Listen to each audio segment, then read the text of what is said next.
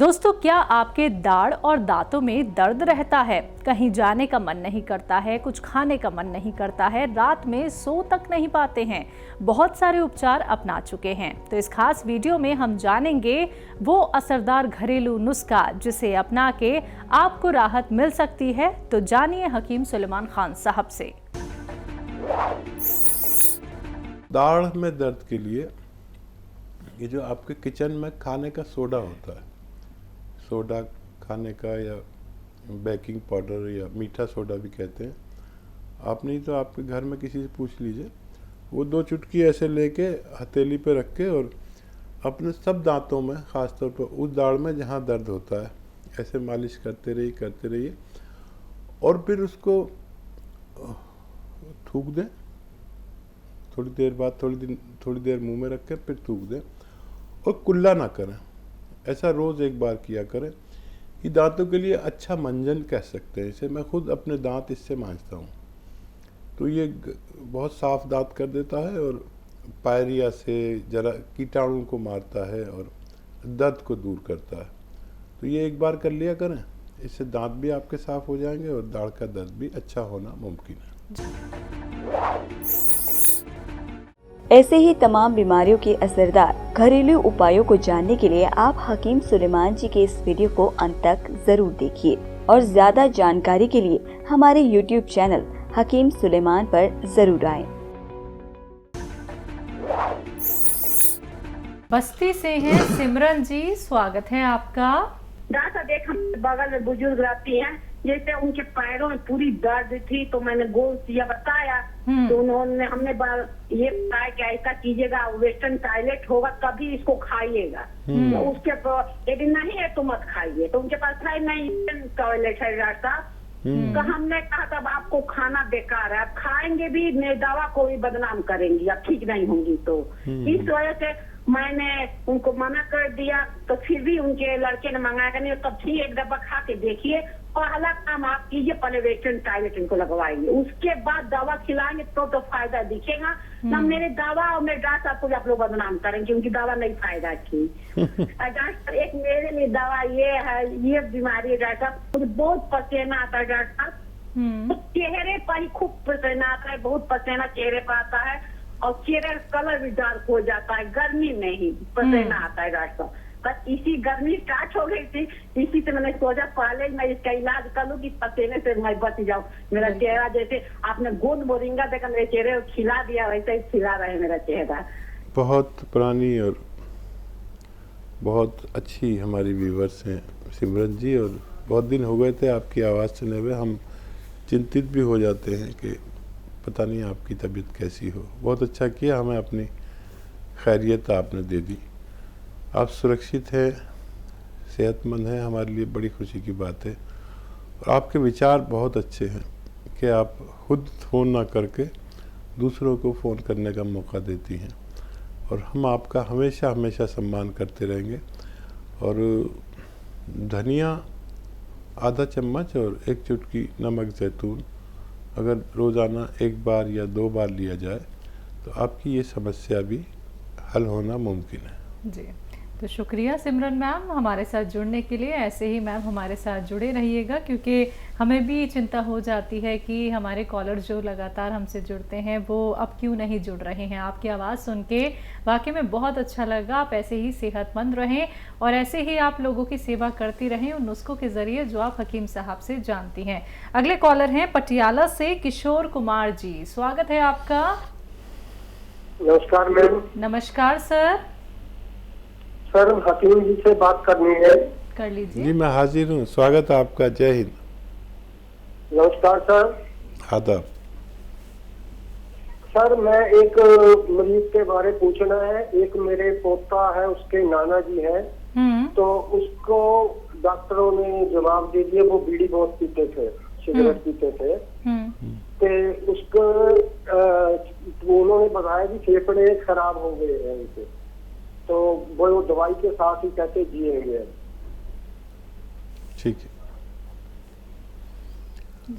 हाँ देखिए, ऐसी स्थिति आ जाती है जब हम जिएंगे तो दवाई खानी पड़ेगी, और ये बहुत ख़तरनाक सिचुएशन है। दवाई तो आप छोड़ें नहीं बिल्कुल, और फेफड़ों की ताकत के लिए मैं नुस्खा आपको बता देता हूँ, लेकिन वो दवाई बिल्कुल ना छोड़ें। सपिस्तान 100 ग्राम खरीदें। सपिस्तान, उन्नाब और अलसी 100 ग्राम खरीदें। और आपके किचन में पीपला मूल है, पीपला मूल, इसे पीपले भी कहते हैं, ये 30 ग्राम लें। एक बार और बता देता हूँ, कभी आपको लिखने में परेशानी हुई हो।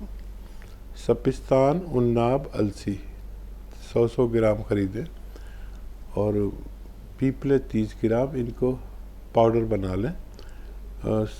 उन्नाब की गुठली निकाल कर फेंकनी पड़ेगी और इसका 1 चम्मच सुबह खिलाएं और गर्मा गर्म पानी या चाय पिला दें। इसको खिलाने के बाद दूध छोड़ दें ऐसे मरीज़, और खट्टी चीज़ें छोड़ दें, और 1 चम्मच रात को सोते समय भी इसी तरह इस्तेमाल करें तो फेफड़ों में काफ़ी ताकत महसूस हो सकती है। जी, लखनऊ से हैं आरबी वर्मा जी, स्वागत है आपका। जी नमस्कार। नमस्कार सर, कैसे हैं आप? नमस्कार साहब को भी नमस्कार। अच्छे हैं, मैं तो बिल्कुल ठीक हूँ। और परेशानी आप टीवी का वॉल्यूम खोल सकते हैं नहीं अभी? अच्छा, पहले आप अपनी बात पूरी कर लीजिए सर। जी जी जी जी। हाँ, मैडम को जब आप आई थी उस टाइम ये बिल्कुल ठीक थी, और अभी जो हवा चली है कस के उसमें इनको ये दिक्कत हो गई है कि पूरा शरीर फिर अकड़ गया है कस के। तो इस समय मतलब इनकी तकलीफ ज्यादा बढ़ गई है चलने फिरने, और वो रिमटाइड आर्थराइटिस की तो पेशेंट है ये, लेकिन जो आपके यहाँ का इलाज चला उससे ये बिल्कुल ठीक थी। और ये स्थिति इनकी बार बार हो जाती है, जब कभी हवा चलती है तेज, मौसम बदलता है, हवा चल जाती है, तो उसमें इनके मतलब जोड़ जो है सब जाम जैसे हो जाते हैं, तो बहुत दर्द करता है। और अब केवल जो है मैं ये चाहता हूँ कुछ हकीम साहब ऐसा बताएं कि जब मौसम इनका चेंज होता है उस टाइम इनको परेशानी जो अचानक होती है वो ना, और बाकी तो दवाएं बहुत फायदा किया है, उसके लिए बहुत धन्यवाद। ठीक है, आपकी अहलिया को, आपकी पत्नी को भी देखा, बहुत एक्टिव हैं और थोड़ा सा वज़न ज़्यादा है, तकरीबन 10 किलो वज़न कम करना है, और इसकी वजह से हमें भी परेशानी हो जाती है दोबारा से। अच्छा, आर ए पॉजिटिव वालों को खट्टी चीज़ों से परहेज़ करना चाहिए। आर ए पॉजिटिव दरअसल जो रोग है वो अजीब व गरीब रोग है कि इसमें हमारे बॉडी में एक फ़ौज भगवान ने बनाई, और बनाया था उसे हमें हमारे सुरक्षा के लिए कि बाहर से बैक्टीरिया आए तो ये उनको मार कर भगा दें। लेकिन किसी वजह से ये कीटाणु हमारे ही खिलाफ हमला करना शुरू कर देते हैं, हमारे जोड़ों पर। इसे आसान भाषा में R A positive rheumatoid arthritis कहते हैं, गठिया कह देते हैं गांव वाले।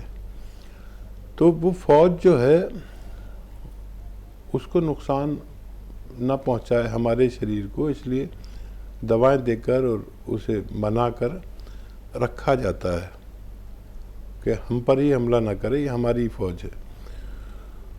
तो खट्टी चीज़ें खाने से वो कहना मानना बंद कर देती है, तो खट्टी चीज़ें बंद करा दें। और मौसम जब बदला करे तो बहुत आसान नुस्खा है, अलसी हल्का सा भूनकर पाउडर बना लें और आधा चम्मच अलसी के साथ अपनी दवा खाया करें। बल्कि मौसम नहीं बदले तब भी अलसी के पाउडर के साथ आप ये दवा दोनों टाइम खाया करें, फिर मौसम के बदलने का भी असर होना बंद हो जाएगा। मैं बहुत इम्प्रेस हुआ आप लोगों की फैमिली से। मेरा तो सौभाग्य नहीं कि मैं आपसे मुलाकात कर सकूं, लेकिन आप लोगों को फ़ायदा पहुंचा रहे हैं, और मुझे आपका चेहरा मेरे आँखों के सामने है और आपकी पत्नी का भी। तो उस सब बात को समझते हुए मैं उनको मशवरा दे रहा हूँ, अलसी का पाउडर अपनी दवा के साथ इस्तेमाल किया करें। मुमकिन हो तो वज़न कम कर लें, 1 चुटकी नमक जैतून, 1 चुटकी खाने का सोडा, दिन में 1 बार या 2 बार खाया करें। अलसी के पाउडर के साथ भी खा सकते हैं।